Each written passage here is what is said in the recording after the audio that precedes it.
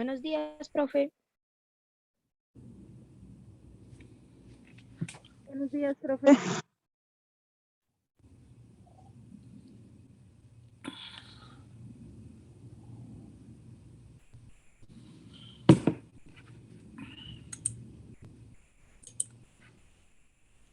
Buenos días, doctores, ¿cómo están? Buenos días, doctor Prieto. Buenos ¿Cómo le va? días. Muy bien, sí, señor. Buenos días. Profe Marte, ¿cómo está? Bueno, ¿en qué Buenos tema días, quedamos doctor. ayer, mis doctores? Vimos dos tipos de determinador. Vale, perfecto. Ahí quedamos en los tipos de determinador. Entonces les decía básicamente, mis doctores, el día de ayer vamos a tratar de ver bastante tema hoy. ¿Por qué? Porque veo que se nos acerca al final de este módulo, queda una semana larguita y una semana que es la otra de lo que nos resta de esta y un poquitico días de la otra semana, pero con respecto a lo que tenemos que ver de derecho penal general, no vamos ni en el 5%. Pero bueno, y solo hay un módulo en la carrera ya en la Universitaria de Colombia, solo hay un módulo de derecho penal general cuando deberían existir mínimo unos 3 módulos. Pero bueno, tenemos que acomodarnos a estas circunstancias. Entonces, doctores, básicamente hablamos del determinador y el determinador es esta persona que hace nacer la idea criminal ¿en quién? Pues en el autor directo. Y veíamos que hay varias formas de determinar al autor directo. La primera es mediante una orden en los grupos organizados de poder, en donde existe ese deber y esa obediencia debida. También otra de las formas de determinar a una persona se denomina mediante el mandato. Ojo, mandato. Pero cuando yo hablo de un mandato, pues tiene como base o tiene como fundamento de un mandato un contrato, pero es un contrato ilícito, celebrado por 2 o más personas. Acuérdense de que en un contrato de mandato existe tanto el mandante como el mandatario. Pero ojo, estoy hablando de un contrato ilícito. Un contrato ilícito con el fin de ¿qué? Pues con el fin de cometer un delito. Entonces, el típico caso del determinador por mandato, pues es el caso de la esposa que quiere matar a su marido para cobrar el seguro de vida y para tal fin contrata ¿a quién? A un sicario. Entonces es un mandato, es un contrato. Entonces ella contrata al sicario para que el sicario vaya y mate a su esposo y ella poder cobrar el seguro de vida. Pues aquí estamos ante un autor directo, claro que sí, que es el sicario, y una determinadora, que es esta dama que contrató al sicario. Entonces, ella responderá eventualmente por el homicidio de su marido, pero en grado de determinadora. Y el sicario como autor directo. Esa es la otra forma de determinar a una persona por mandato. La siguiente forma de determinar a una persona se denomina por inducción o por consejo. Entonces decíamos que la inducción, ese consejo, es básicamente es persuadir a esa persona, es persuadirla, pero persuadirla a tal punto que efectivamente hace nacer en el autor directo esa idea criminal. Tanto le insistió, tanto le dijo, y esa inducción o esa persuasión era tan fuerte y era tan importante que eventualmente, pues esa persona sí cometió el delito. Le hizo crear esa idea criminal al autor directo. Esa idea criminal fue decisiva con base en esa inducción y pues lógicamente el inductor obró de una manera dolosa. Entonces aquí hablamos del determinador por inducción. Ojo, determinador por inducción. Y por último, bueno, básicamente esas son las formas de determinar a una persona por inducción, por orden o por mandato. Entonces, estas son las 3 formas en que se puede llegar a presentar la determinación: inducción, orden o mandato. ¿Qué nos dice Helber? Doctor, buenos días. No sé si usted por casualidad escuchó un caso en Estados Unidos. Sé que es una legislación diferente. Una muchacha se cuadró con un pelado, ambos como de 17, 18 años, y ella los lleva al suicidio. ¿Lo podríamos tomar como un ejemplo? Podría ser, claro que sí. Si esa inducción fue tan determinante, hombre Helber, que lo llevó al suicidio, claro que sí. Sí, mostraron los videos, las chats, todas las conversaciones, y la pelada le insistía que si la amaba, que él tenía que suicidarse hasta que los lleva a cometer el suicidio. Sí, claro que sí. Podría ser, sí, Alex, podría pensarse siempre y cuando, pues, ojo, porque aquí podríamos decir, bueno, esta chica es inductora, o sea, determinadora por inducción de qué delito. Entonces uno pensaría, pues, del delito de suicidio, pero resulta que el suicidio no es delito. Entonces tocaría mirar ese aspecto, pero básicamente, indistintamente que si eso no es delito, porque como le digo, esto es otra legislación, pero básicamente lo que hace ella es inducir. Entonces, si no hubiese sido el suicidio, pero para otro cometer un delito, sí, es lo que hace ella es es inducir. esa presión. Ahora, Listo. no todo consejo, hombre, Elber, o no toda inducción es tan determinante. Esto es, si yo le digo, hombre, Elber, usted debería ir a matar al rector de la Universitaria de Colombia, pues, ¿será que solo el haberlo dicho efectivamente hizo que usted tomara esa determinación? Siempre tenemos que mirar qué tan fuerte fue la inducción y si fue tan determinante para que eventualmente esta persona sí tomara la decisión y lo hiciera, ¿no? El determinado. Listo. Vale, ¿qué nos dice María Camila? Buenos días, profe. Ujú. Profe, es que tengo una duda. ¿Cuál es la diferencia como entre tal de autor mediato y el determinador? O sea, Pues el autor mediato es uno únicamente. el autor mediato, María Camila, se presenta de tres formas. Primera, el autor mediato utiliza otro como instrumento y ese otro es un menor de edad, un inimputable, ojo, un inimputable que no sabe lo que está haciendo, o una persona que está siendo utilizada por error, como cuando yo le digo, María Camila, hágame un favor, vaya y me trae un maletín, y usted me trae el maletín, pero eso era producto de una extorsión. Usted está obrando es como un error.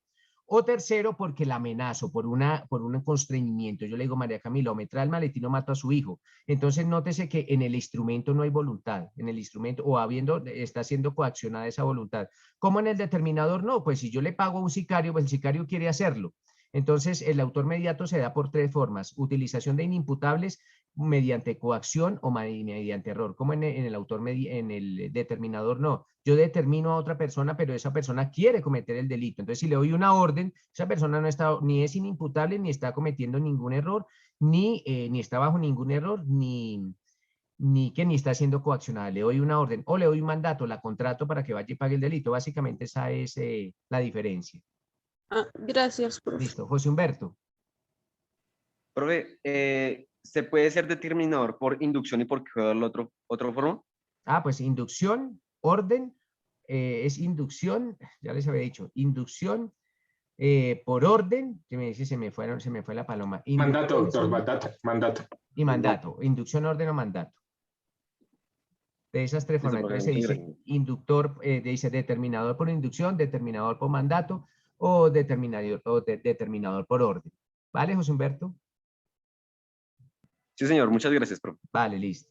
Entonces, doctores, esas son las formas en que una persona puede ser determinadora.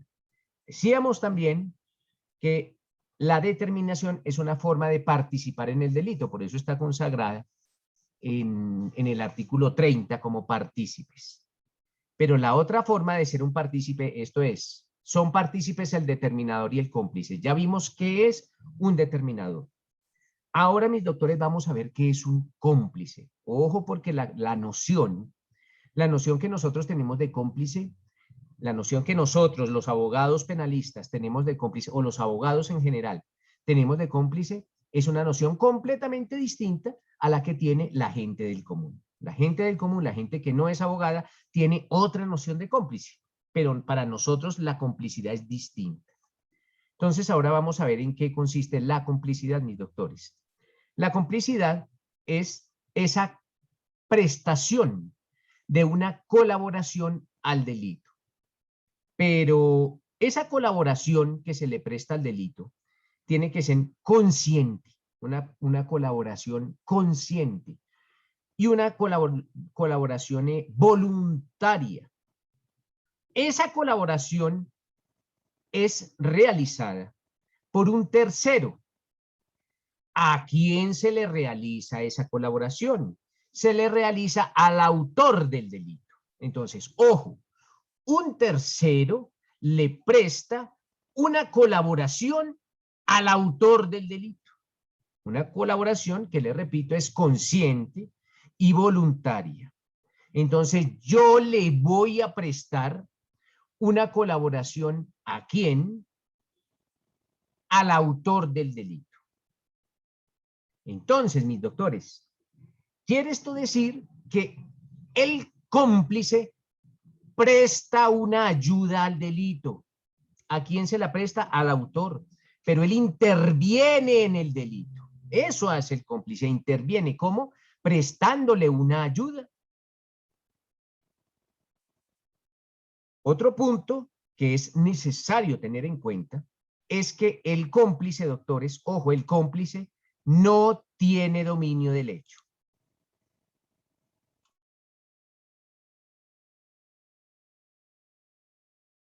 Entonces, doctores, recordemos, el cómplice no tiene dominio del hecho. ¿Quiere esto decir, doctores, que el cómplice no tiene la posibilidad o no tiene la facultad de interrumpir, suspender o modificar el delito? Ya sabemos que en eso consiste el dominio del hecho. El cómplice no tiene dominio del hecho, pero aún no teniendo el dominio del hecho, presta una ayuda al autor del delito. En eso consiste la complicidad. Existen, mis doctores, varias clases de complicidad, pero antes de eso, pues, enunciemos, digamos, como los elementos de la complicidad. Básicamente, el primero de los elementos es ese conocimiento que estoy contribuyendo a un delito. Yo sé, ojo, yo sé que estoy contribuyendo a la comisión o a la realización de un delito. Yo sé que estoy aportando, yo sé que estoy contribuyendo. Pero aparte de que sé que estoy contribuyendo, yo no tengo dominio del hecho. No tengo dominio del hecho. Colaboro, pero sin ese dominio del hecho.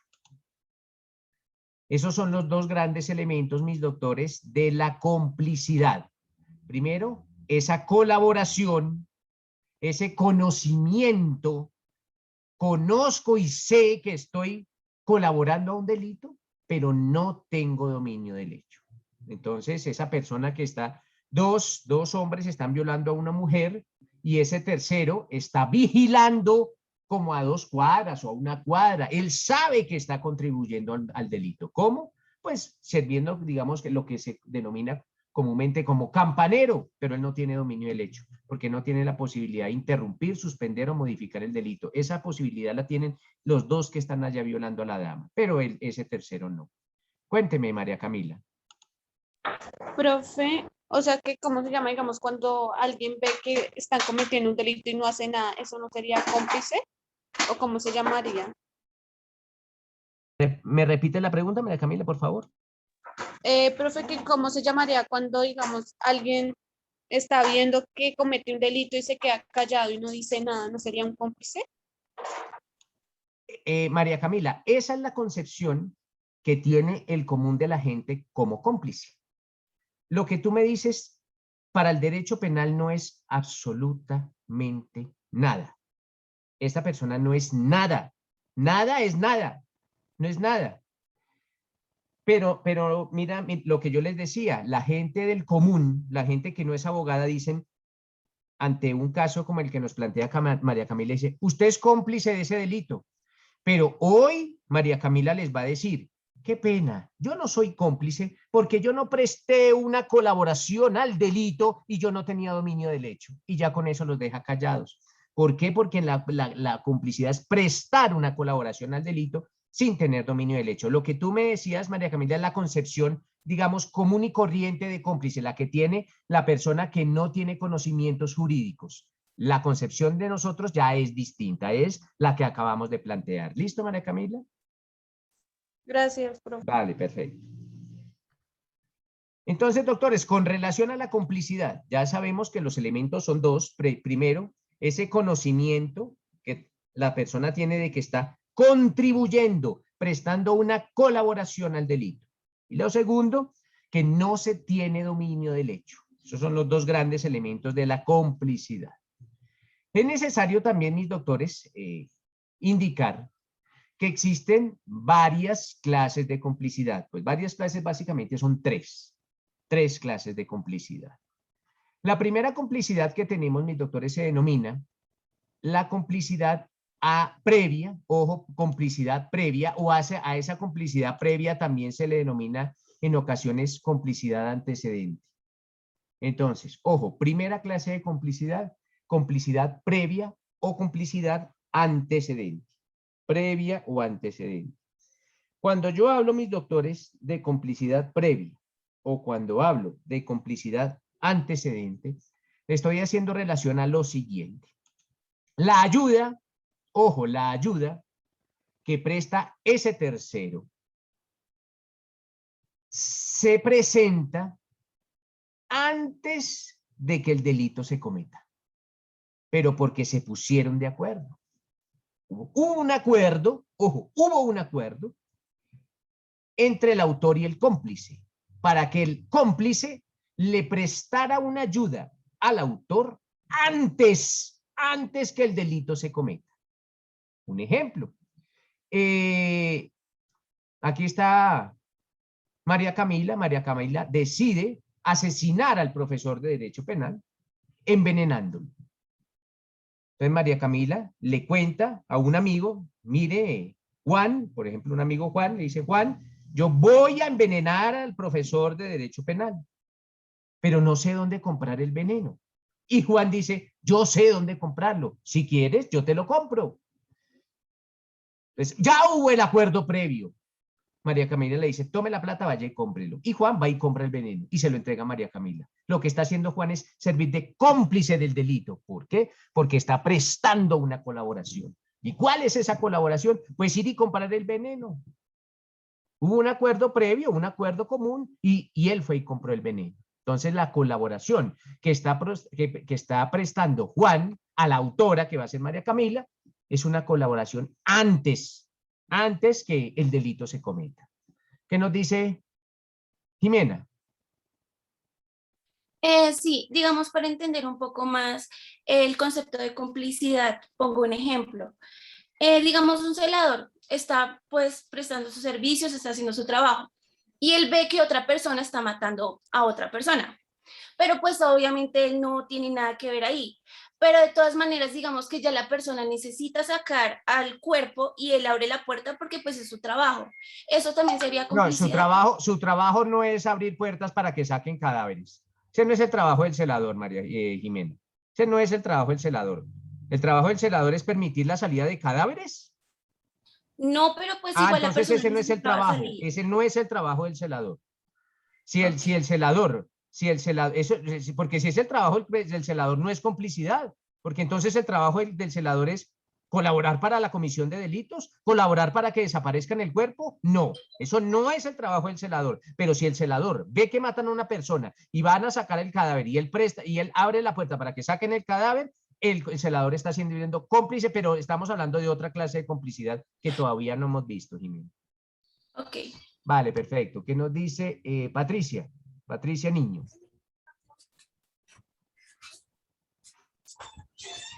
Doctor, en el caso que ponía ayer de el gerente del banco que le entregó las llaves a las personas y les dijo que ahí en la bodega había tanto dinero, ese Ajá. sería cómplice, Previo o antecedente. previo antecedente. Ese es el claro ejemplo. Ese es el claro ejemplo también. O el del veneno. ¿Qué nos dice Kevin?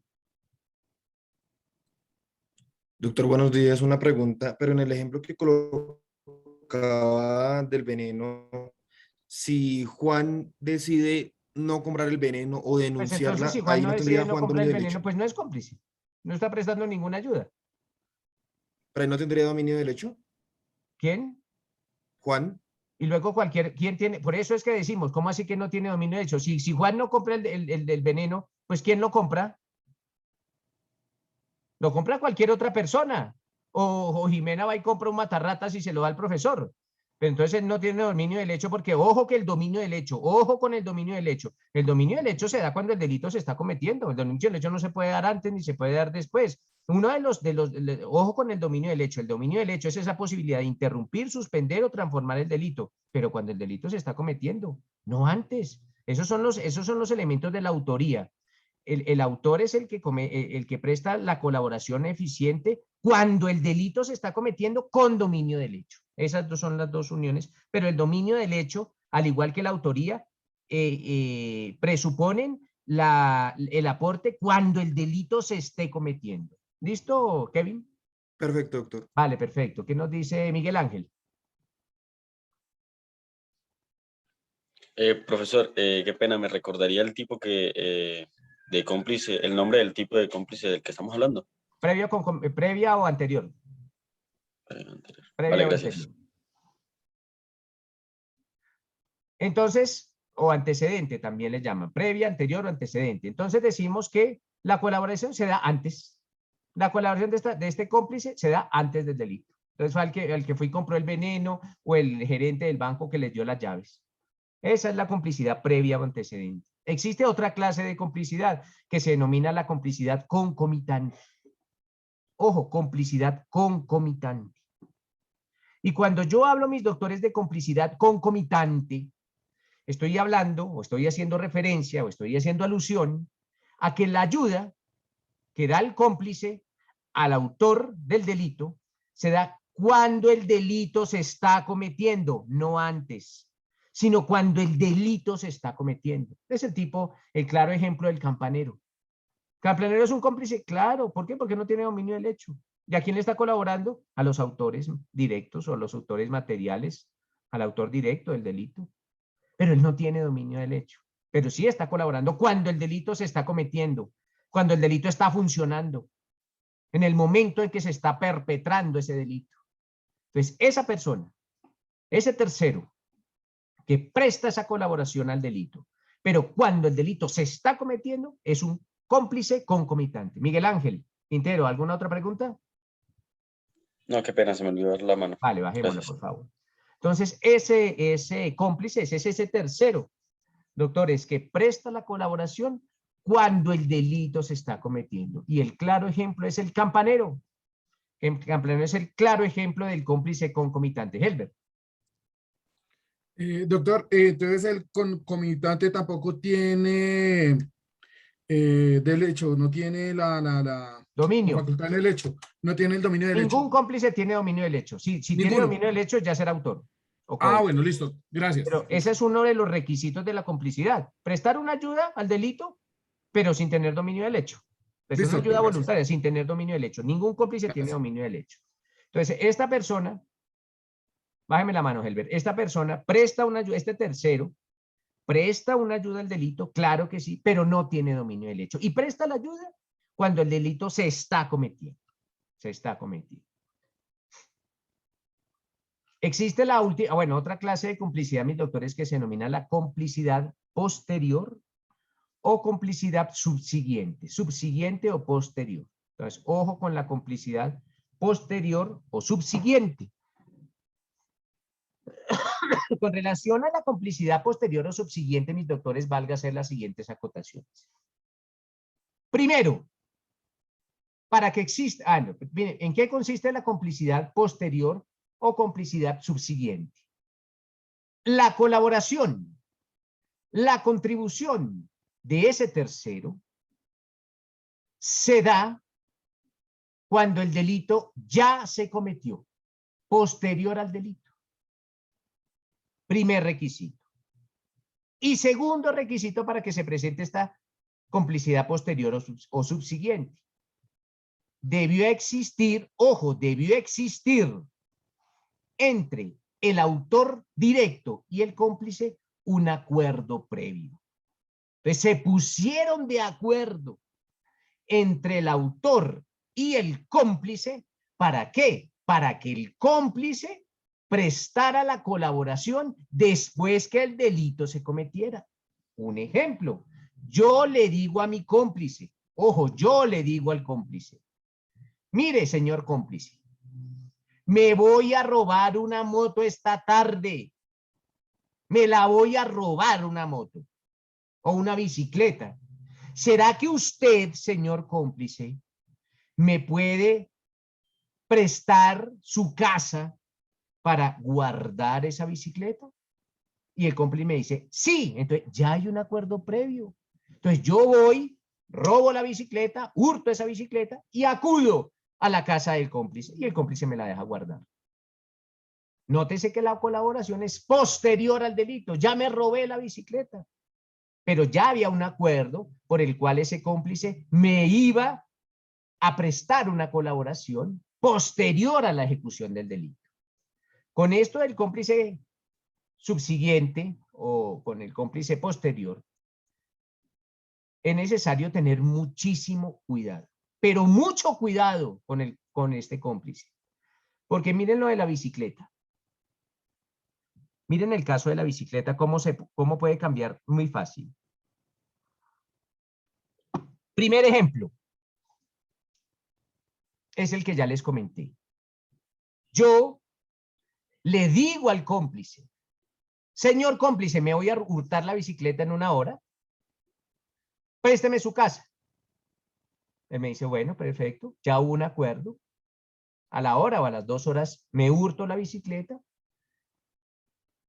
Llego a la casa del cómplice, golpeo, el cómplice abre y guardamos la bicicleta. Ya había un acuerdo anterior. Ojo con eso, ya había un acuerdo anterior. Cosa distinta es que yo me hurte la bicicleta y llegue a la casa de un tercero, golpee y le diga, tercero, me acabé de robar una bicicleta. ¿Será que usted me la deja guardar? Nótese que aquí no había acuerdo anterior. Ese tercero ni siquiera sabía que yo me la había hurtado. Yo llego y hasta ahora le informo. Me acabé de hurtar una bicicleta o hace 1 hora o hace 2 horas me la hurté. Me la deja guardar. No había acuerdo anterior. En ese caso, ese tercero no es cómplice del delito de hurto. No lo es. Porque no había acuerdo anterior. No lo había y es necesario que exista el acuerdo anterior. ¿Entendido eso, doctores? Sí, señor. Sí, señor. Perfecto. María Camila. Sí, señor. Sí, sí, señor. Pero entonces, ¿cómo se llamaría ese que le guarda la bicicleta, aún así sabiendo que se la robó? ¿Tiene un código? ¿Tiene un código a la mano, María Camila? Pero por internet. ¿Quién tiene un código físico? Yo, doctor, Kevin. 447, Kevin, ¿qué dice? Leámoslo y préndame la cámara, por favor. 447.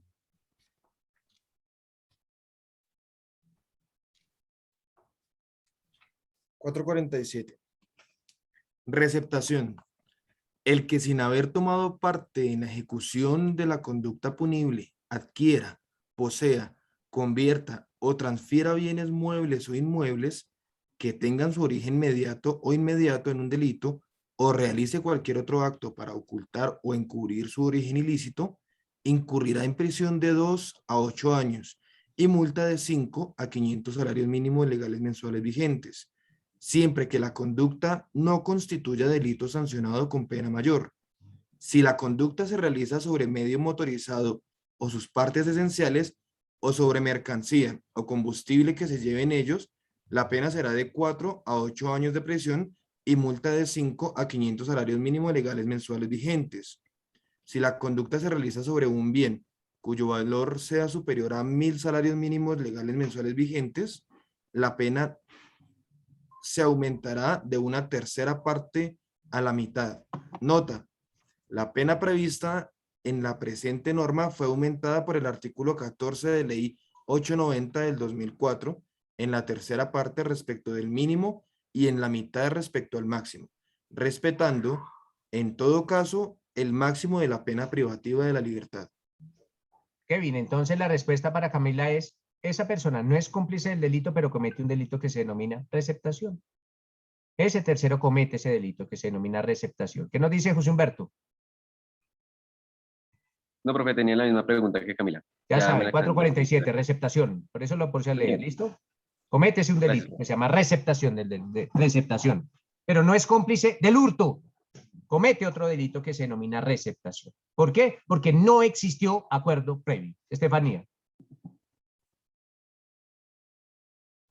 Buenos días, profe. Digamos, en un delito de un atraco, van y cometen el atraco, digamos, a un banco y tienen un acuerdo de que los recoja a tal hora un carro. ¿Ese sería el cómplice posterior o subsiguiente, el que ya cometieron el delito, entonces los espera para terminar de acabar ese delito para que no los cojan? ¿Este aplicaría? ¿Cuándo el delito se terminó de cometer? ¿Cuándo el delito de hurto se termina de cometer?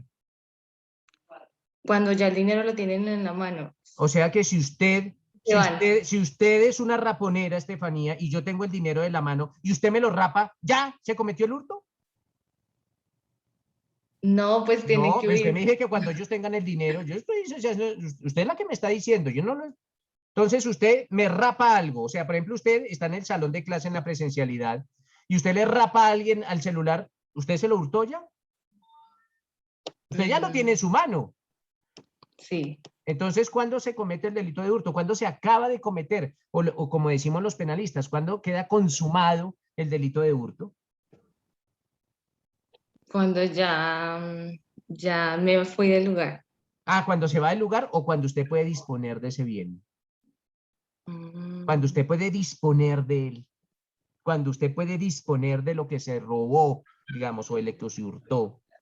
Resulta que si los ladrones salen del banco, en el momento en que salen del banco, ya pueden disponer de ese dinero, ya pueden parar y comprar cosas y todo, allá a la entrada del banco. No.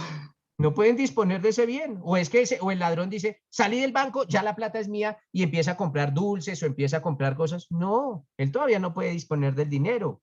Entonces, si el chofer está afuera, el chofer está actuando cuando el delito todavía se está cometiendo, porque ellos todavía no pueden disponer de ese dinero. Entonces, aquí no hablamos de un cómplice, sino hablamos de un coautor. Porque Bueno. él está participando, ojo, él está participando cuando el delito se está cometiendo y tiene dominio del hecho. ¿Vale, Estefanía? Gracias, profe, por la Vale, aclaración. perfecto. Pero entonces, para que abras la puerta, y esto lo vas a ver después, no tenías por qué saberlo ahora, que el delito de hurto logra su consumación o queda perfeccionado cuando esa persona que lo comete ya puede disponer de ese bien. Cuando ya puede disponer, antes no. Porque lo que tú me decías, cuando lo rapó, no, porque lo rapó todavía él no puede disponer del bien. Ya cuando puede disponer, por ejemplo, si te persiguen, si existe una persecución, pues mientras te están persiguiendo tú no puedes disponer porque tú no puedes parar la persecución para ir y comprar algo con esa plata que te robaste, no. Mientras se dé la persecución no se puede disponer de ese bien. Cada caso lo tendrás que analizar para saber si en ese momento ya el malhechor o el delincuente pudo disponer de ese bien. Ya si pudo disponer de él, ya el delito de hurto quedó consumado. Bueno, profe, muchas Vale, gracias. perfecto. José Humberto. Profe, y en el caso de que el que se robó el banco lo atrape la policía, ¿sería tentativa? Tentativa de hurto. ¿O Tentativa de hurto. tentativa? Tentativa de hurto. Eso, pues, muchas gracias. Vale, listo. Aunque no hemos llegado al 27, pero vamos a llegar allá ahorita. Entonces les decía, doctores, ojo con la complicidad posterior o subsiguiente. Partimos de la base que la complicidad posterior o subsiguiente es esa ayuda que presta el tercero al autor del delito después que lo cometió, pero porque hubo un acuerdo previo. Ojo con eso, porque yo a veces coloco los exámenes y con esos detalles los alumnos no lo tienen en cuenta y dicen, sí, que es un cómplice. Y pierden los exámenes y ahí vienen las masacres académicas. Listo, doctores. Ya vimos en qué consiste la determinación y ya vimos en qué consiste la complicidad. Existe una última clase de complicidad que se denomina la complicidad tácita. Ojo, complicidad tácita. Esa complicidad tácita básicamente se da ¿cuándo? Cuando no existe acuerdo previo. No existe, a ver cómo les explico, cuando no existe un acuerdo, ojo, no existió nunca un acuerdo entre el autor y el cómplice. Miremos las tres clases de complicidad. La antecedente, concomitante o subsiguiente. En esas tres siempre hubo acuerdo previo. En el del caso del veneno, pues se pusieron de acuerdo en que este tercero fuera y comprara el veneno. Fue y lo compró, pero hubo un acuerdo. En la concomitante, pues ese tercero que está vigilando, ese campanero, está vigilando porque se pusieron de acuerdo y esa era la función de él. Y en la subsiguiente, pues se prestó esa ayuda después del delito porque se pusieron de acuerdo. Pensemos, doctores, en un caso en que no se ponen de acuerdo el autor con el cómplice. Nunca existió un acuerdo entre ellos dos. Y aún así, vamos a pregonar o vamos a indicar que ese tercero es cómplice. Pero nunca hubo un acuerdo. Nunca se pusieron de acuerdo. ¿Se imaginan ustedes un caso que eso se pueda llegar a presentar? ¿Qué me dice José Humberto? Por ejemplo, en el caso del veneno, que un tercero haya visto cuando ella le echó la sustancia a la bebida del profesor. Pero es que el Y después, tercero que por vio ejemplo, le está dice que prestando está- una colaboración. Disculpe, ¿me está prestando una colaboración? No, señor. Se presta la colaboración con su silencio. Dice que No, no. no, eso no es jurídico. El silencio, luego usted tiene la obligación de mirar, y usted cómo sabía que era un veneno. Ojo, la colaboración no es un silencio, no es colaboración, eso no es colaborar al delito. Es colaborar al delito, es una acción, es algo que él hace. Pero nunca se ponen de acuerdo. Pensemos en un caso en que no se ponen de acuerdo. ¿Qué nos dice Jimena? Sí, digamos, yo maté a una persona, la maté y yo tengo un amigo taxista y lo llamo y le digo, oiga, venga que maté a esta persona, necesito sacarlo, lléveme a las afueras de la ciudad para sacarlo. Y él va y me ayuda, pero obviamente él no sabía que yo le iba a matar, sino cuando ya cometí el delito, pues yo lo llamé y él vino como a auxiliarme, digamos, para sacar el cuerpo. ¿Podría ser un ejemplo? Y luego eso no es una complicidad subsiguiente. ¿Se pusieron de acuerdo? Claro que se pusieron de acuerdo porque el taxista por eso fue, porque se puso de acuerdo con usted en ayudarle a ocultar el cadáver. O sea, ¿cómo va a ser de que yo le digo a Jimena, Jimena, maté a una persona, venga por mí y escondemos el cadáver? Pues cuando Jimena va ya nos pusimos de acuerdo. Ya nos pusimos de acuerdo. Geraldine. Sí, profe. ¿Me escucha? Sí. Bueno, profe, digamos en el caso del veneno, si la chica le dice a su amigo que le ayude a comprar el veneno y él se niega, pero de igual manera ella comete el delito y él sabía que ella lo iba a hacer, ¿eso no sería No, eso no es estado de cómplice. Él no prestó complicidad? ninguna colaboración. Por favor para todos. El tercero tiene que prestar una colaboración. Si el tercero no colabora, nunca será cómplice. Nunca será cómplice si el tercero no colabora. ¿Listo? Pero teniendo en cuenta que él sabía y No no importa, ¿no? no importa, Geraldine, no importa. Tiene que prestar una colaboración. Por eso les digo que el concepto de complicidad es muy distinto de la gente del común. Nosotros los abogados ya tenemos otro concepto de cómplice. El cómplice aporta al delito, contribuye al delito antes, durante o después sin tener dominio del hecho, pero existe un aporte. ¿Qué nos dice Miguel Antonio? Doctor, en este ejemplo de la complicidad tácita, aplicaría que un sicario pues mata a una persona, en su vida es perseguido por la policía y va un tipo de una moto y le dice, hermano, ayúdeme que me va persiguiendo la policía. El tipo Pues le ahí dice, se súbase pusieron de de la moto. acuerdo, ahí se pusieron de acuerdo. Ahí se están O le poniendo de dice, acuerdo. o le dice, hermano, me saca, el sicario le dice, me saca y aquí yo lo mato. Ah, pero es Y que le eso toca, no es un tercero, porque yo le dije a usted, señor Latorre, y le dije a todos que el cómplice presta una ayuda consciente y voluntaria. ¿Cuál voluntaria va a ser si yo lo amenazo? No, señor, ojo por eso. Yo les dije que ojo con los requisitos de la complicidad, y lo dije al principio. El cómplice presta una ayuda al delito consciente y voluntaria. Entonces, ¿cómo va a decir que si yo le digo me saca o lo mato, eso es voluntario? Eso no es nada voluntario, él está siendo objeto de una amenaza o una coacción. No, yo les digo en un caso en que no se ponen de acuerdo, y ahí aquí ese ejemplo no nos serviría. ¿Listo, señor Latorre? Gracias, doctor. Elber. Doctor, Pues no sé, pienso yo, están peleando unos muchachos, dos muchachos, y el que va perdiendo se le acerca un amigo y le pasa un puñal como para darle la ventaja. Esa es una complicidad tácita. Ese es el ejemplo de complicidad tácita. Están peleando dos personas, ni quisiera que sea usted amigo. Usted, Elber, usted ve una pelea de dos. Usted no los conoce a esos dos.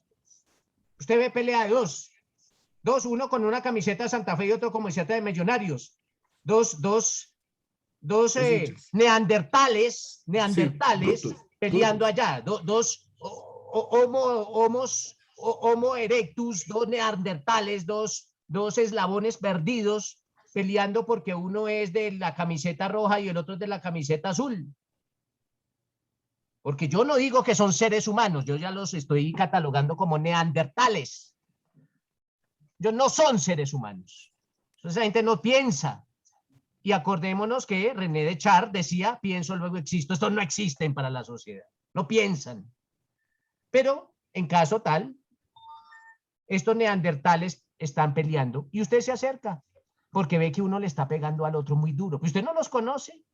El Usted de mi nunca equipo, no sabe quiénes son. Y Y ve yo que al de uno mi le está equipo. pegando al otro muy duro. Y el que está siendo lesionado fuertemente cae al lado suyo. Y usted le pasa una navaja. Y se va. O deja la navaja ahí en el suelo al lado del que le están dando la muenda y se va. Ahí usted está prestando una colaboración al delito. ¿Pero usted se había puesto de acuerdo con ese? No, ni siquiera lo conocía. Ni siquiera lo conocía.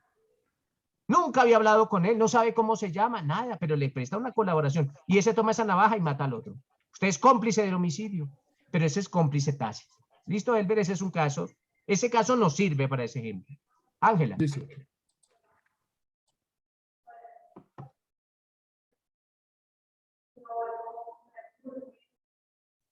Perdón, profe, yo tenía el mismo ejemplo. Que pasara Vale, perfecto. Luz Adriana.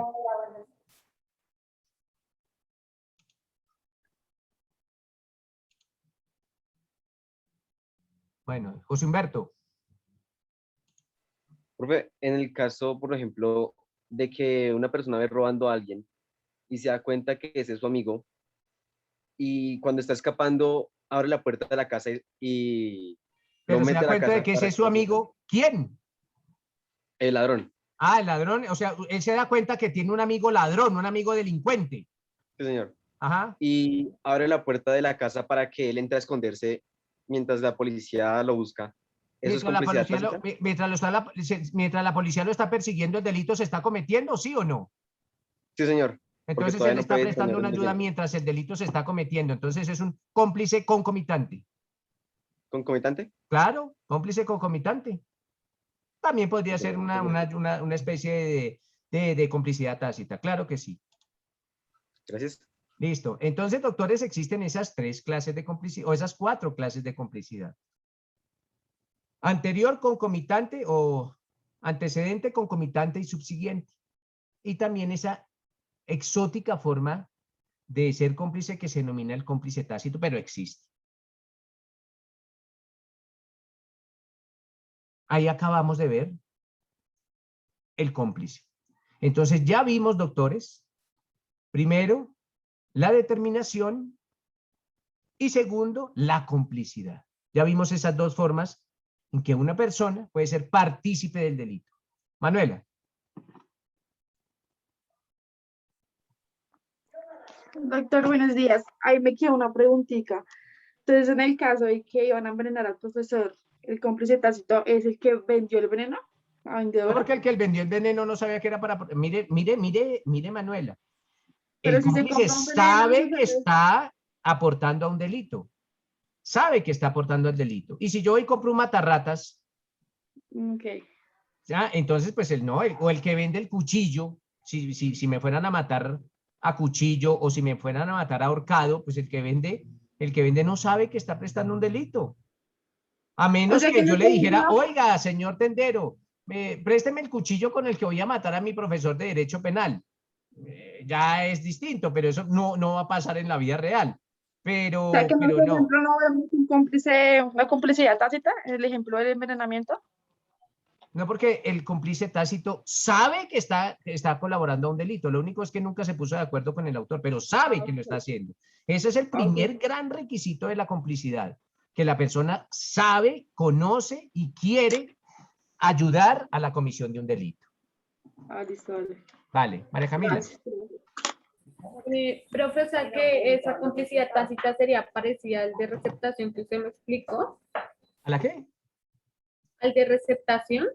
No, porque el receptador sabe. El del receptador sabe, mire que hubo un acuerdo, el receptador es un delito autónomo, el receptador es un delincuente, pero porque el receptador presta una ayuda después que se cometió el delito sin que hubiese existido acuerdo previo, pero porque el receptador quiere hacerlo. Entonces el receptador, yo voy a la casa del receptador y le digo, ya hay un acuerdo entre ellos, pero después de que se cometió el delito, después se da el acuerdo, no lo hubo antes.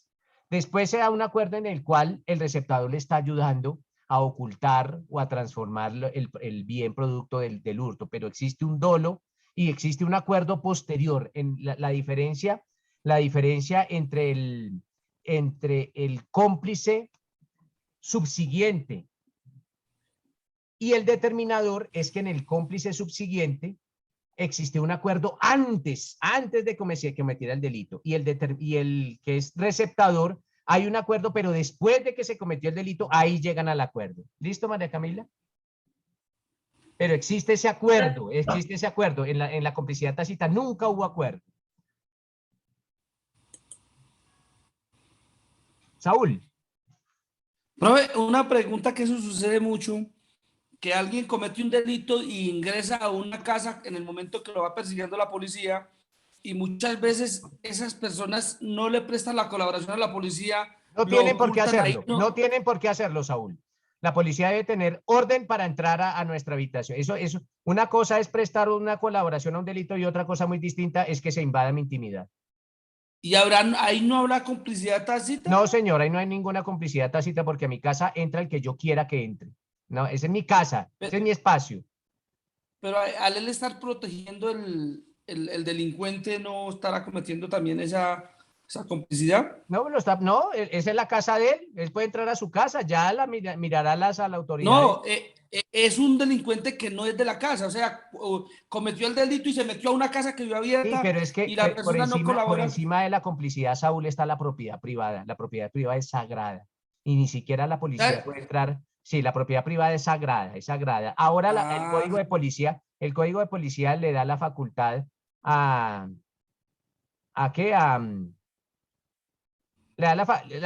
policía tiene facultades y tiene herramientas para poder entrar a esa casa y la fiscalía también. Entonces existen otras herramientas, pero ahí no hablamos de complicidad, Saúl. Por encima están los derechos y la propiedad privada. Muchas gracias, profesor. Muchas gracias. Bueno, doctores, entonces esta ya no es participación. Aunque está en el artículo 30 de nuestro Código Penal, ojo, está consagrada en el artículo 30, no es partícipe. Y es una figura que se denomina el interviniente. Y ese interviniente está consagrado allá en ese artículo 30, más específicamente en su inciso último, en el inciso final.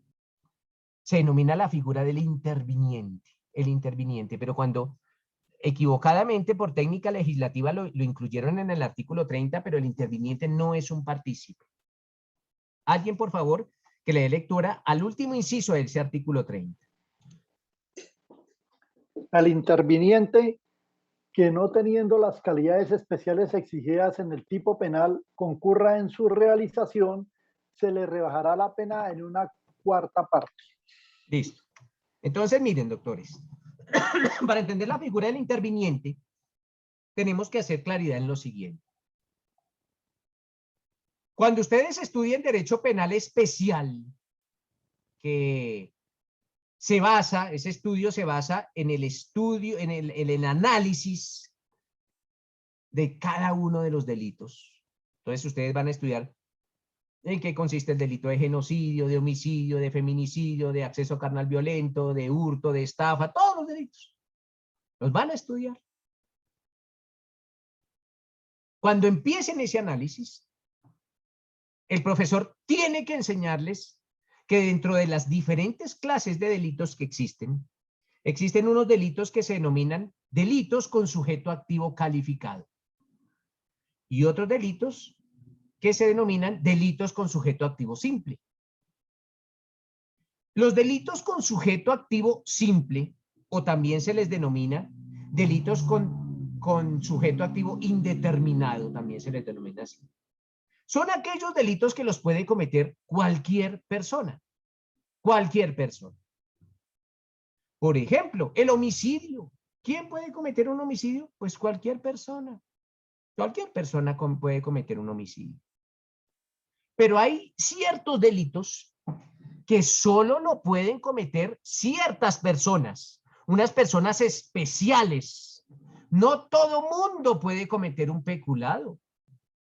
¿Por qué? Porque para cometer el delito de peculado se necesita tener la calidad de servidor público y no todo mundo es servidor público. Para cometer el delito de prevaricato se necesita ser servidor público, se necesita ostentar la condición de servidor público. No cualquiera puede cometer un prevaricato. Tiene que ser un servidor público. ¿Por qué? Porque la ley lo dice. Cuando ustedes leen el tipo penal de prevaricato, dice, ¿el servidor público qué? Ah, entonces ya la ley está exigiendo que esa persona que cometa ese delito tiene que tener esa calidad, la calidad de servidor público. Esos delitos que solo lo pueden cometer ciertas personas se denominan delitos con sujeto activo calificado. Y los que pueden cometer cualquier persona se denominan delitos con sujeto activo simple o indeterminado. Esto para adelantar su módulo de Derecho Penal Especial. ¿Me podrías hacerme el favor de repetir los sujetos que los que no tienen, todos pueden cometer el delito? ¿Los que qué, Lisa? Es que no alcancé a escuchar sujetos, ¿qué, profe? Sujeto activo calificado, los que solo lo pueden cometer ciertas personas. Y sujeto activo simple o indeterminado, los que pueden cometer cualquier persona. Gracias, profe. Ajá.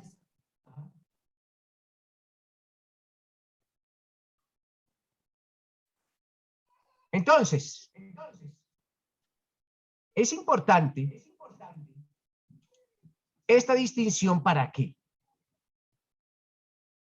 Porque el interviniente, ojo, el interviniente, esa figura consagrada en el último inciso del artículo 30,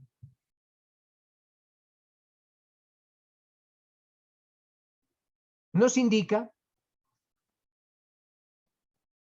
que es ese tercero que no tiene las calidades especiales, pero participa en un delito con calidad especial. Un ejemplo. Miren un ejemplo. Yo estoy en mi despacho, yo soy funcionario público y estoy en mi oficina de servidor público.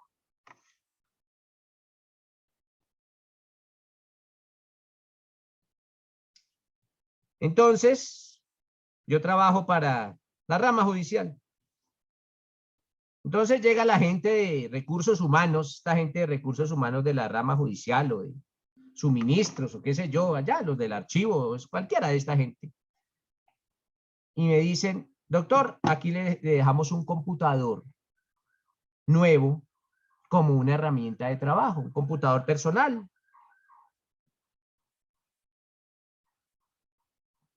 Entonces, muy bonito el computador, muy fino el computador.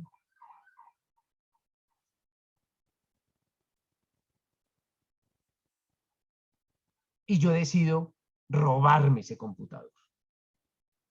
Yo lo decido, robarme ese computador. Que es del Estado y me lo están entregando para que trabaje, no para que me lo robe, pero me decido robarme el computador.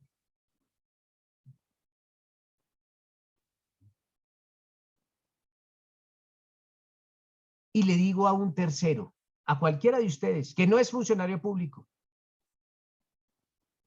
le digo a la torre, venga a la torre, nos vamos a robar el computador que me dieron en la oficina.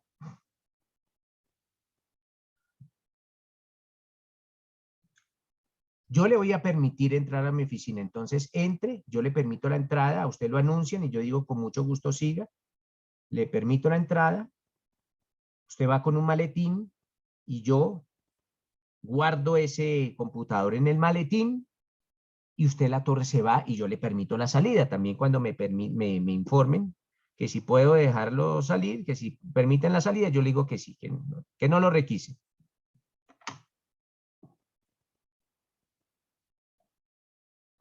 Yo, que soy el servidor público, cometo un delito que se denomina peculado.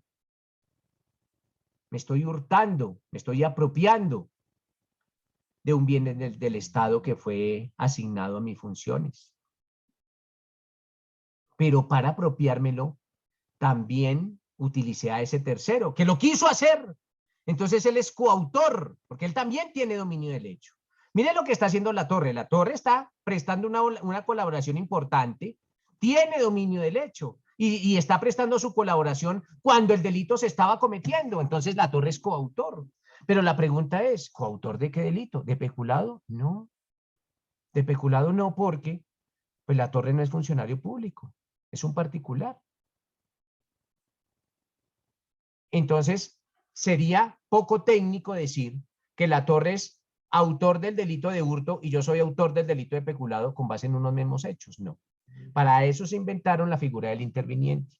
El interviniente es el que participa en un delito con sujeto activo calificado. Y la torre, en este caso, la torre participó en un delito. ¿Cuál? El de peculado. Pero él no tiene esas calidades especiales. Entonces, él será el interviniente del delito de peculado. Y ahí se aplica esa figura del inciso último del artículo 30. Dice, es ese interviniente, es ese tercero que no tiene las calidades especiales, pero aún así participa en el delito. Si lo condenan, tendrá una rebaja. Una pequeña rebaja, ¿por qué? Porque al particular no se le exige tanto como al servidor público. Al servidor público le es exigido una mayor rectitud en Colombia. Al funcionario público se le exige mayor rectitud que al particular. En eso consiste, mis doctores, la figura del interviniente. Elber. Doctor, o sea, otro ejemplo podría ser en las alcaldías, en un pueblo, usted es el alcalde y vamos a hacer la licitación de una carretera. Entonces le dicen, doctor, deme la carretera y yo le voy a dar tanta plata. Y yo soy su secretario y tengo que firmarlo. Es servidor público. El alcalde es servidor público porque el contratista también. Popular. Entonces, y yo que soy su secretario. El contratista también, el contratista también. ¿También? Claro que sí, es servidor público transitoriamente. Mientras esté ejerciendo la labor, es servidor público transitorio. ¿Y el secretario que es el empleado del alcalde? El secretario es servidor público. Pues el secretario, ¿quién le paga al secretario? El Estado. Ah, o sea, él no entra, él también tendría las mismas. Claro que sí, el mismo contratista es servidor público, así sea un particular, mientras esté ejerciendo el contrato, es servidor público. Ah, bueno, no lo sabía, gracias, doctor. En este caso es la torre, mírese que la torre era un particular, él me ayudó, fue a sacar el computador. Sí, él no tenía la investidura, llamémosla así. Ajá, sí, señor. Ya. Kevin. Doctor, yo tengo una pregunta. Cuando, digamos, se da una conducta en caso de policía o de servidor público, se dice que se aplica más fuerte por ser conocedor de la ley. ¿A nosotros también se nos aplicaría de igual forma como abogados? A nadie se le exige, de hecho, nadie conoce la ley, ni siquiera los jueces, Kevin, ni siquiera los jueces, no. Lo que pasa es que ciertas personas por su estatus, les es exigible conocer la ley. Por ejemplo, un juez de la República no puede excusarse en que no conoce la ley. Un abogado no puede excusarse en que no conoce la ley, pero un particular sí. Yo les decía, yo no sé si a usted o a otro curso, yo no sé, pero existen mitos jurídicos absurdos, en derecho penal no aplican. Yo no sé si ustedes hayan escuchado, el desconocimiento de la ley no es excusa. Eso es un mito, eso es mentira. El desconocimiento de la ley en derecho penal sí es excusa y está consagrado en los numerales 10º y 11 del artículo 32, pero no hemos llegado allá. No hemos llegado allá, pero el desconocimiento de la ley sí es una excusa y está consagrado en los numerales 10º y 11 del artículo 32 del Código Penal. Sí es excusa el desconocimiento de la ley. Ahora, no todo el mundo, un particular, o sea, usted, Kevin, si no estudiara derecho, no me puede decir que usted desconocía que matar a una persona es delito. No, hasta un analfabeta sabe que matar a una persona es delito. Hasta un analfabeta lo sabe. Pero en ciertas ocasiones, las personas sí no conocen la ley es muy técnica en ciertas ocasiones. Y ahí sí podrá servir de excusa, pero en derecho penal no se puede aplicar ese dicho coloquial que el desconocimiento de la ley no es excusa. Ahora, para un juez, el desconocimiento de la ley no es excusa, pero para un particular sí lo puede ser. Para un juez no, porque sí. Y esto no pasa en Colombia, pero a veces los jueces no conocen la ley. O los fiscales. Vemos casos en que fiscales son totales desconocedores de la ley, pero totalmente. Por ahí salió un caso ayer o antier de un fiscal de pacotilla, un fiscal de quinta, que por su negligencia dejó libres a 2 personas que estaban sindicadas de la desaparición de una niña y le echó la culpa al juez o a la jueza. Pero eso es total negligencia de ese pobre fiscal. Es un fiscal que de pronto pasó por la universidad, sí, pero nunca entró a clase. Nunca entró a clase ese fiscal. Pero bueno, para él no es excusa. ¿Qué nos dice Oscar? Doctor, buenos días. En el ejemplo del interviniente dentro del peculado, en el escrito de acusación, ¿bajo qué delito se le imputaría, ya que no ostenta pues, las condiciones de servidor público? Así, peculado por interviniente, dígame. Sí, peculado, pero actuó como interviniente. Entonces yo ya sé, el que lee el escrito de acusación, inmediatamente sabe que esa persona no es servidor público, pero participó en el delito. Por eso dice interviniente. Así Perfecto, está doctor. escrito. Ajá. Muchísimas gracias. Vale, Ángela. Profe, entonces una diferencia entre los participantes, como tenemos. No, partícipes. Partícipes, perdón. El determinador y el cómplice no tienen dominio del hecho, pero Nunca. ahorita, y el interviniente sí lo tiene. Sí, el interviniente sí tiene dominio del hecho, pero participa en un delito en que no tiene las calidades especiales exigidas por la ley. Por eso les decía que por error en técnica legislativa lo colocaron en el 30, pero nunca debió haber estado en el 30. Debe haber estado aparte. Listo, doctores. Entonces ya vimos autor, coautor, determinador, cómplice e interviniente. Ya vamos bien. Ya nos pusimos al día. Ahora, doctores, nos vamos a remitir al artículo 31. 31. Dice concurso. ¿Pero concurso de qué? Concurso de conductas punibles. Cuando yo hablo, mis doctores, de concurso de conductas punibles, ojo, concurso de conductas punibles, pues básicamente estoy hablando de concurso de delitos. Ojo, concurso de delitos. Ya no vamos a hablar de concurso de personas, sino de concurso de delitos, varios delitos. El concurso de conductas punibles. Ese concurso de conductas punibles, que para mejor entenderlo, se puede denominar. Oscar, ¿alguna pregunta? Oscar Piraquive. Perdón, doctor, no era. Para entender mejor ese concurso de delitos o ese concurso de conductas punibles, tal y como lo indica el artículo 31, pues podemos indicar que ese concurso se presenta cuando con un hacer se cometen varios delitos, con una acción.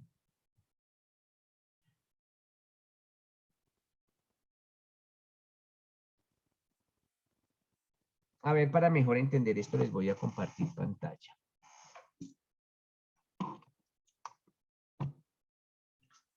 A ver.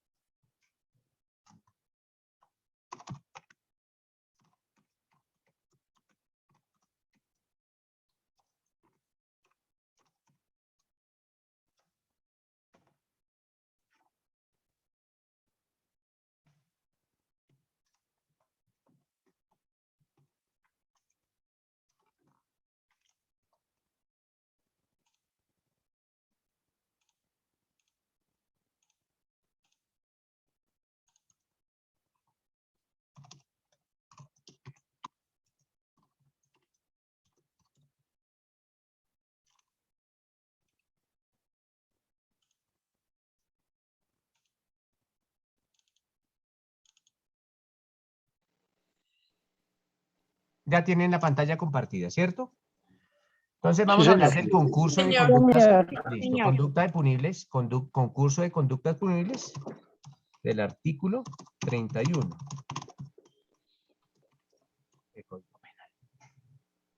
Para entender mejor el concurso de conductas punibles, tengo que tener en cuenta dos aspectos fundamentalmente. Dos aspectos. El primero es una acción. ¿Qué es una acción? Es un hacer en una unidad de tiempo. En un solo momento, podría decirse.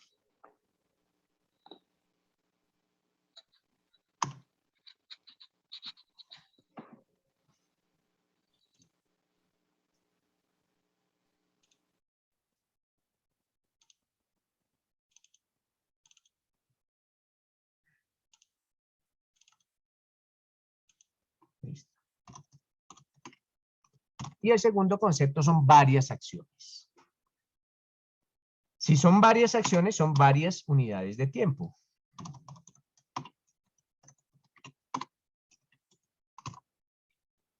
Lo entendemos mejor con ejemplos. A veces esto se vuelve técnico, pero es muy sencillo. Es muy sencillo. Sino que a veces los abogados se enredan a la gente hablando tecnicismos. Ustedes lo van a hacer en un futuro. Van a hablar muy enredado, que solo le va a entender un abogado, y de hecho un abogado bueno. Porque los abogados mediocres no entienden a veces a los buenos abogados. Lo entendemos con ejemplos, doctores. Si una persona decide violar y matar a su víctima, ojo, violarla y matarla, y para tal fin la acecha en un lugar determinado, la aborda, la viola y la mata. La pregunta es, ¿estamos hablando de una sola unidad de tiempo? ¿Esto se dio en un solo momento? ¿Qué me dicen ustedes? No. No, profe. No, doctor, ¿No se dio en porque un el solo momento en momento? que la acecha es diferente en el momento en que la viola. No, estamos hablando de una unidad de tiempo, es un solo momento.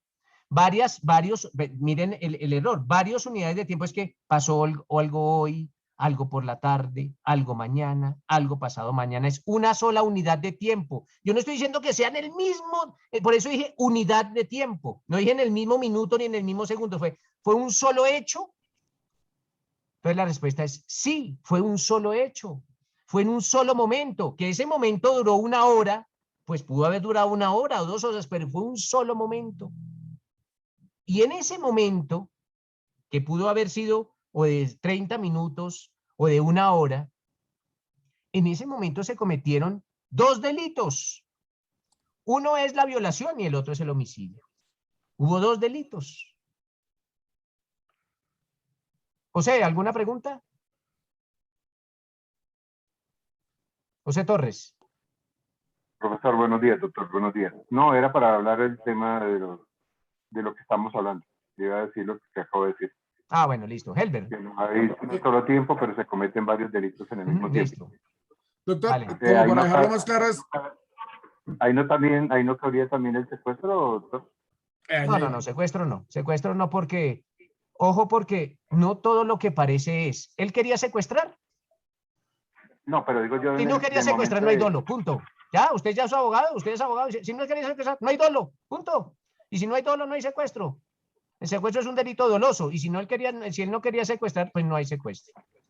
No, yo digo, si él, digamos, rapta a la persona aquí, digamos, en Bogotá. Yo solo dije que la acechaba, la violaba y la mataba. Yo nunca dije nada más. Pero si él quería secuestrar, si se prueba que él quería secuestrar, habrá secuestro. Si él no quería secuestrar, no habrá secuestro.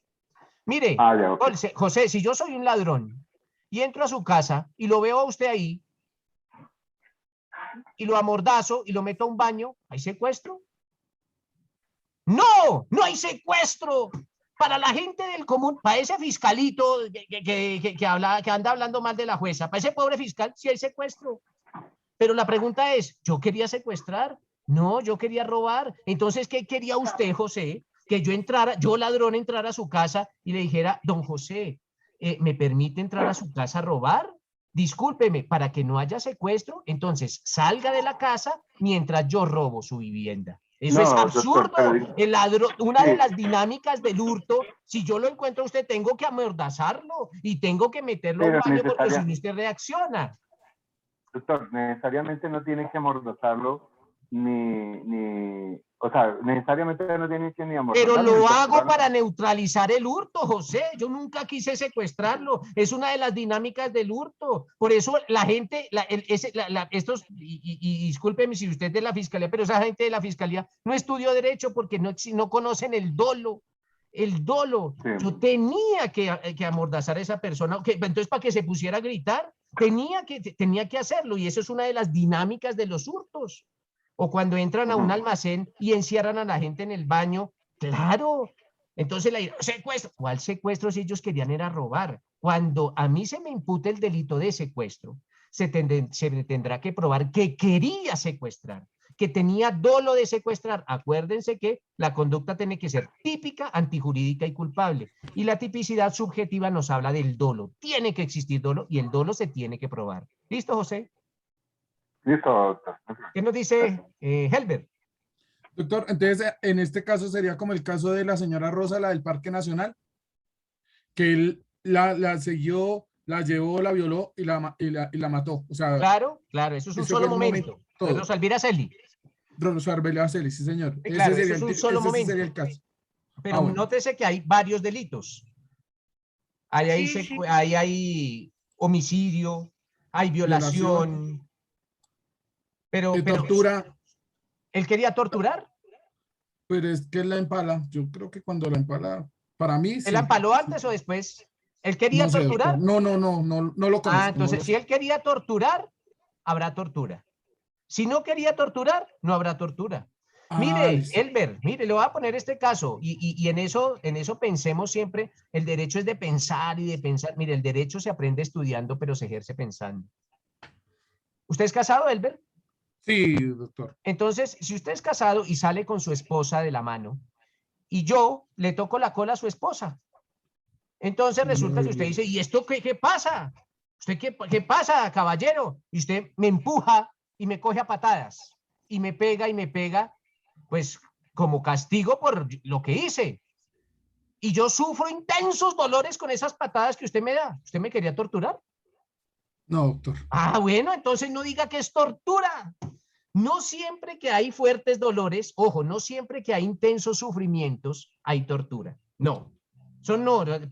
Deshagámonos de eso. Usted tiene que analizar si esta persona que comete o que la presunta infractora de la ley penal quería cometer el delito de tortura. Entonces, ojo, ¿quería hacerlo? No, entonces no hay tortura. Que habrá unas lesiones personales, que habrá cualquier otra cosa, pero no hay tortura porque usted no quería torturar. Usted, nótese que usted da eso es porque yo le toqué la cola a su mujer. Usted que iba a pensar en torturar ni nada de esas cosas. Entonces, siempre esos análisis los tenemos que hacer. Sino que es que a veces es como muy superficial en análisis. Lo primero, tortura. No. Entonces analicemos, ojo, ¿qué pasó? ¿Para qué? Para que eso le puede a usted servir, porque muy posiblemente en el caso le van a imputar a usted allá, si a usted lo captura la policía, le van a dar ese caso a un fiscal, y si le toca a ese fiscal que salió ayer o antier, entonces ese fiscal va a decir, Elber, le imputo tortura. Y dirá, ¿pero por qué tortura? Porque usted le infringía muchas patadas a esa persona. ¿Usted quería torturarla? Miremos las circunstancias de tiempo, modo y lugar. Porque cosa distinta es si yo soy un capturado y usted me quiere sacar información y empieza a pegarme patadas para sacarme información. Eso sí es tortura. Ahí sí, Es pero no el escenario, todo es diferente, sí, señor. Claro que sí. Listo, doctor. Vale, perfecto. Elizabeth. Buenos días, doctor. Doctor, en el caso de la niña Juliana, ¿esto fue tortura o no fue tortura? Dímelo en tú, el del Elizabeth. arquitecto. Dímelo tú. Pues para mí sí es tortura. ¿Sí? Porque digamos, sí, para mí sí. ¿Rafael Uribe Noguera quería torturar? Él quería violar, pero le No, causó yo no le estoy daño. preguntando que si quería violar, yo le estoy preguntando, ¿él quería torturar? No sé. Bueno, tú me diste la respuesta. No hay tortura. Y le cuento algo que pasó en ese caso. Cuando Rafael Uribe Noguera lo capturan en la clínica, a él lo capturan en la clínica y en la audiencia, adivine qué dijo el fiscal. Que había tortura. Eso dijo ese pobre fiscal. Un fiscal que no estudió derecho. Un fiscal que se encontró la tarjeta profesional en un tamal. Y el defensor le dijo, mire, señor fiscal, aquí nunca hubo tortura. ¿Que la niña sufrió con la violación? Pues claro que sufrió con la violación. Eso es algo más que obvio. Que tuvo un intenso dolor porque Rafael Uribe Noguera le rasga las tetillas a la niña mordiéndola, le arranca las tetillas a Juliana Zamboní cuando la estaba violando, a mordiscos cuando Juliana estaba viva. ¿Que eso le pudo haber dolido intensamente? Claro que sí. Pero él quería torturar. La respuesta es no quería torturar. Entonces el defensor le dice al fiscal, fiscal, impute los delitos que son, no los que usted se invente, señor fiscal. Aquí no hay tortura. Y se lo dice al juez. Y el juez le dice, sí, señor fiscal, aquí nunca hubo tortura. Y el fiscal dice, discúlpeme, señor juez, retiro el delito de tortura. ¿Lo retiró? Entonces, mira que tú me diste la respuesta. Rafael quería violar, torturar, la respuesta es no quería torturar. Entonces, no siempre que hayan intensos dolores, habrá tortura. Para que haya tortura, se necesita demostrarse que el fin de esa persona era torturar. Tatiana.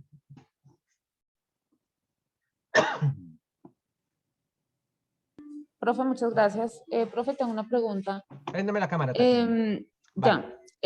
Si hubo un proceso en el que hubo condena, pero realmente nunca hubo ni dolo, ni intención, ni nada por el estilo, pero igual hubo condena, ¿después de qué tiempo se puede iniciar de pronto una revisión o algo así procesal?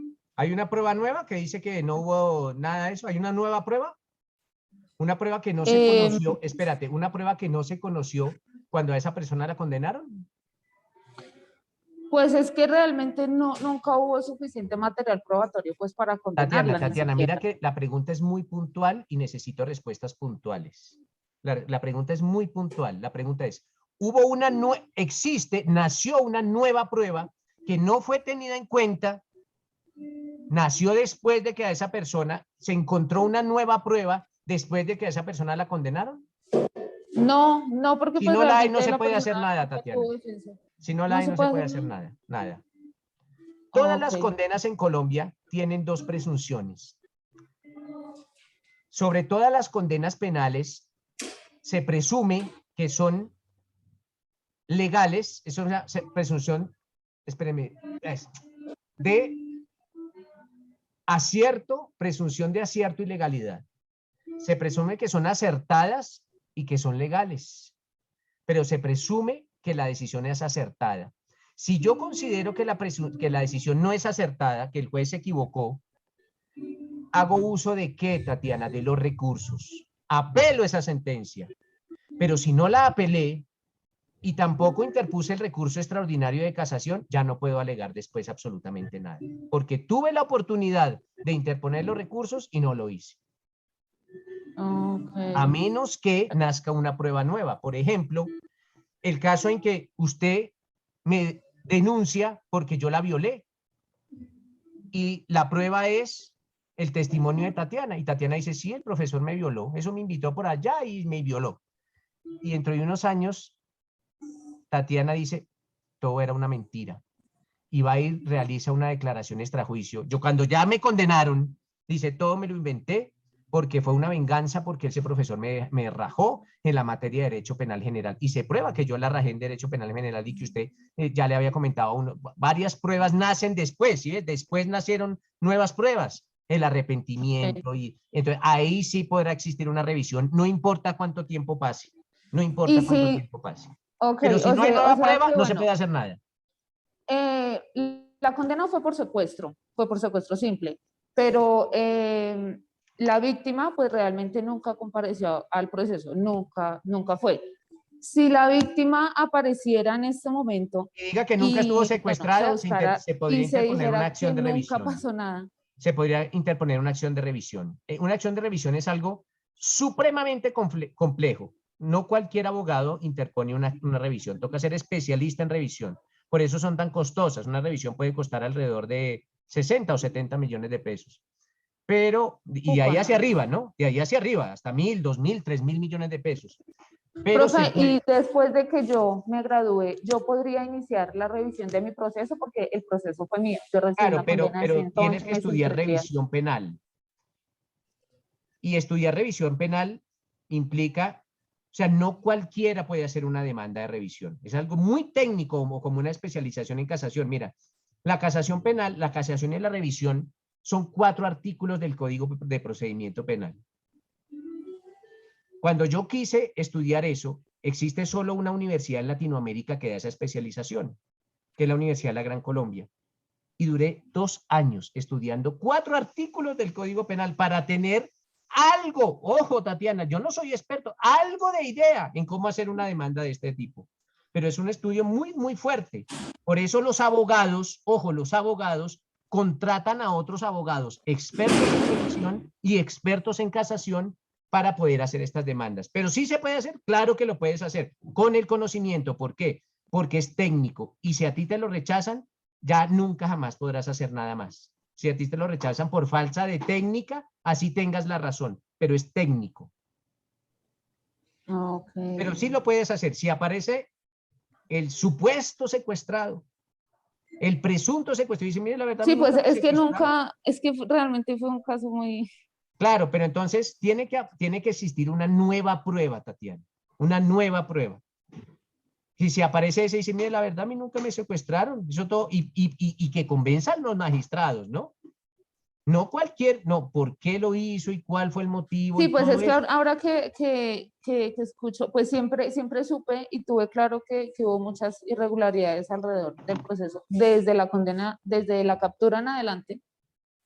Pero pues de pronto en algún momento dije, no, pues ya pasó, ya lo quiero dejar así, quiero olvidarlo porque fueron muchos años. Pero pues ahora pues que estoy aprendiendo más, sí me entra como un hambre de justicia, tal vez. Eso está bien, Tatiana, pero ese hambre de justicia siempre tiene que ir acompañada con hambre de ¿qué? De conocimiento. Y tienes que tener todo ese conocimiento para que puedas iniciar todas las acciones correspondientes para lograr que efectivamente se haga justicia. Claro que sí, y eso está bien, Tatiana, claro que sí. Pero ¿se puede hacer? Claro que se puede hacer. Gracias. Vale, Oscar.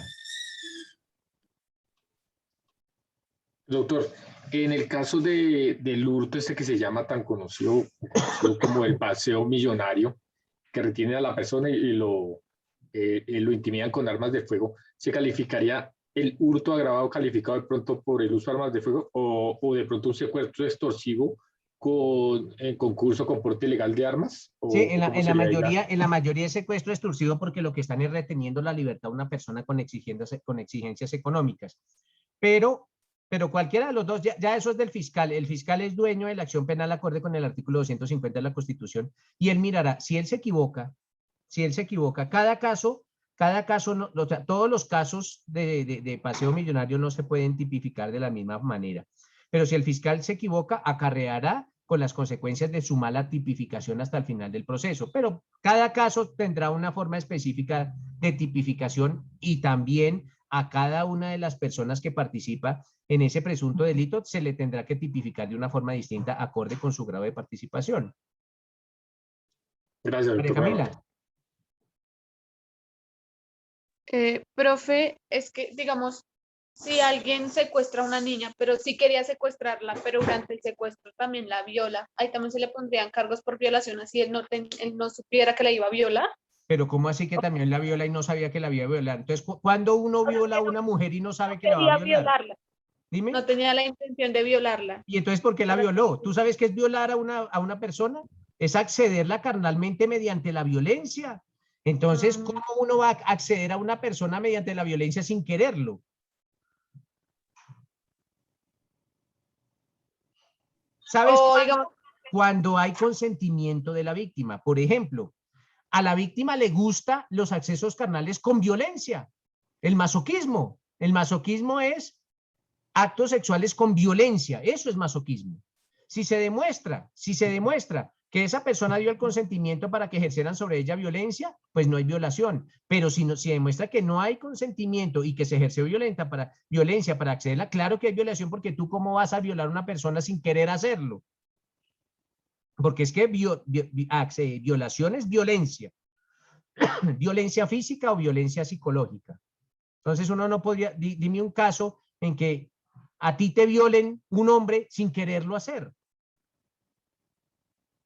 No existe, no existe. Si te viola es porque ejerció violencia, y si ejerció violencia denota, pues se parte del presupuesto que lo quería hacer. Ah, ok, es que me refería como que él sí, o sea, él tenía pensado secuestrarla, pero no, durante el proceso no tenía pensado violarla. Es que no Y sé cuando si la me está hago- violando, ¿no tenía pensado hacerlo? Cuando la está violando. En ese momento en que él la ve tan bonita y dice, voy a violar a esta mujer, ¿no lo está pensando en hacerlo? Que de pronto al principio no, pero cuando la vio ahí, ya decidió hacerlo y ya pensó en hacerlo. Entonces ya le adicionó algo a su inicial voluntad. Vale, Nicolás. Profe, buenos días. Digamos, en el caso de Juliana Sampaoli, que nos decía, ¿cómo ¿En el caso de qué, determinamos Nicolás? de Juliana, de la niña que violó a este señor, este abogado? Es arquitecto, perdón. En ese caso, ¿cómo determinamos que ese señor no quería torturarla si, digamos, las acciones ya van más allá y demuestran que, digamos, bueno, en una violación se accede carnalmente? Cuando usted quiere torturar, Nicolás, es porque quiere castigar a una persona por algo que hizo. O le quiere sacar información. ¿Él quería sacar la información a Juliana? No. ¿Él quería castigar a Juliana? No, tampoco. Por eso no hay tortura. Pero entonces, bueno, entonces, ¿cómo se catalogan esos hechos, perdón, ya que obviamente no son tan naturales? No son naturales, obviamente, porque pues, digamos que lo que su merced decía, un homicidio puede ser una conducta que se puede decir, bueno, como cualquier persona puede matar, pero no todo el mundo mata, digamos, mordiéndole ¿Tiene un hasta código? quitarle los- ¿Tiene un código? Sí, señor. Artículo 104.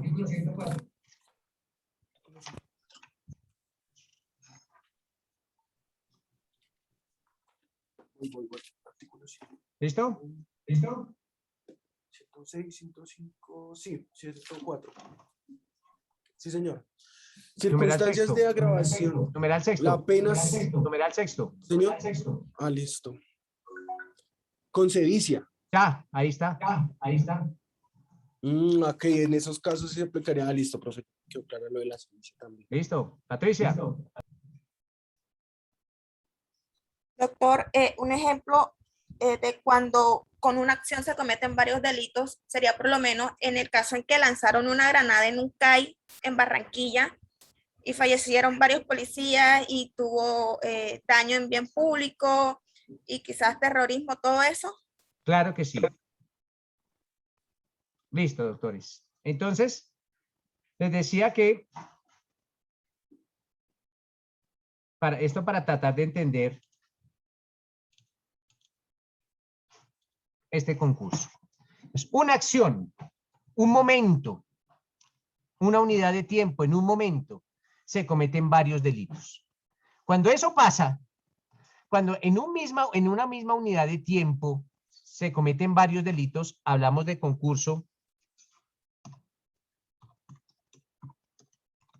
simultáneo. Ojo, simultáneo.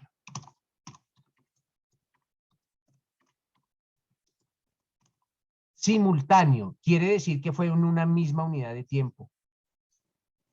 No fue en varios días, fue lo que llaman en una sola acción. Simultáneo. Cuando es en varias acciones,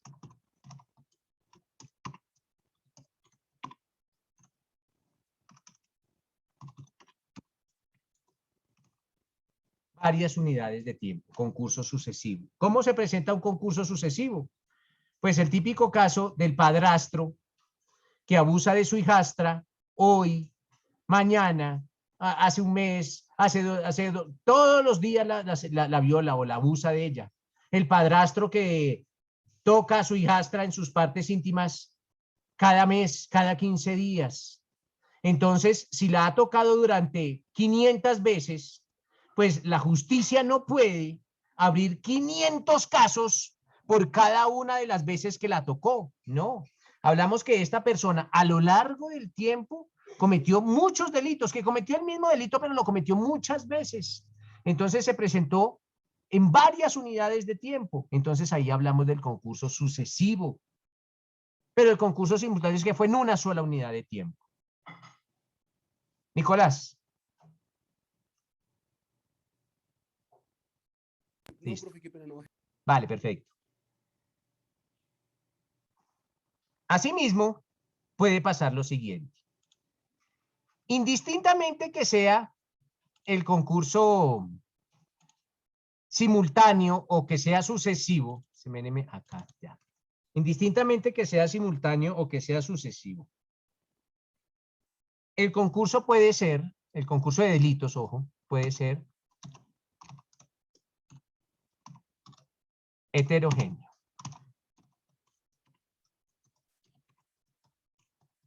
Que son varios delitos distintos. O puede ser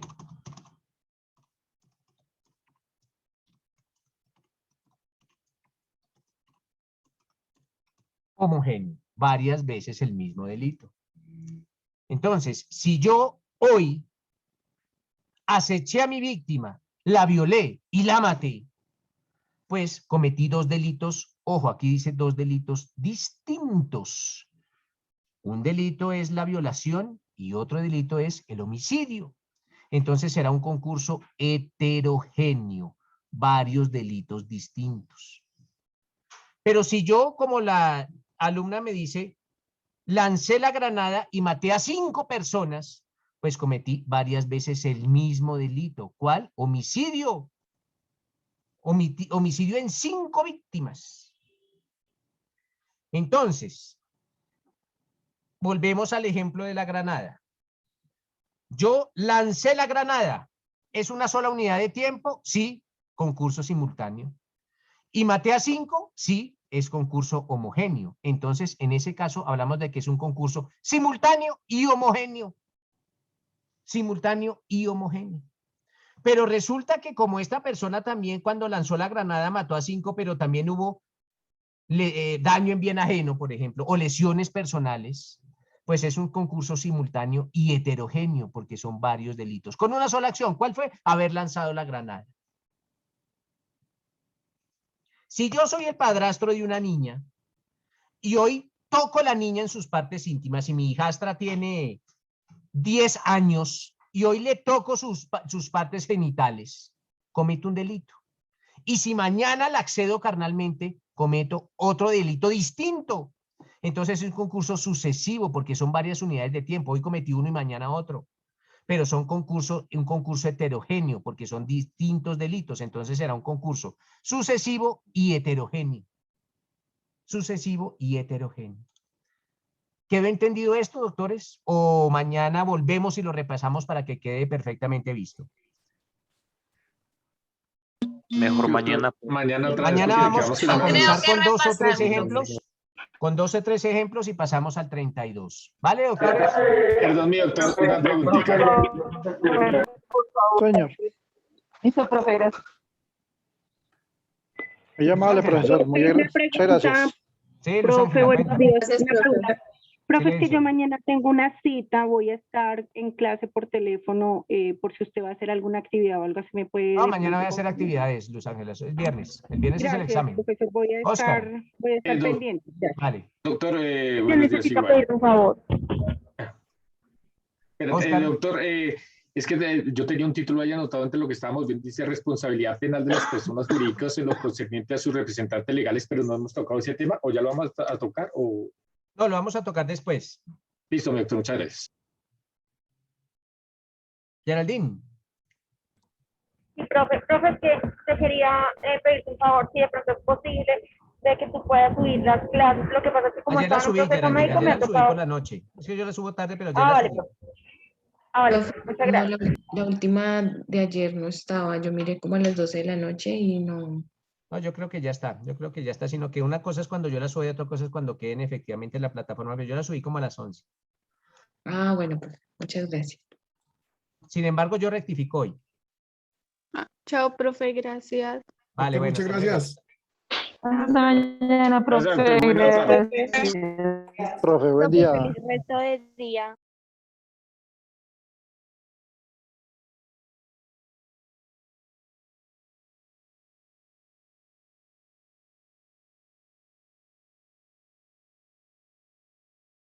Gracias, profe. Hasta luego.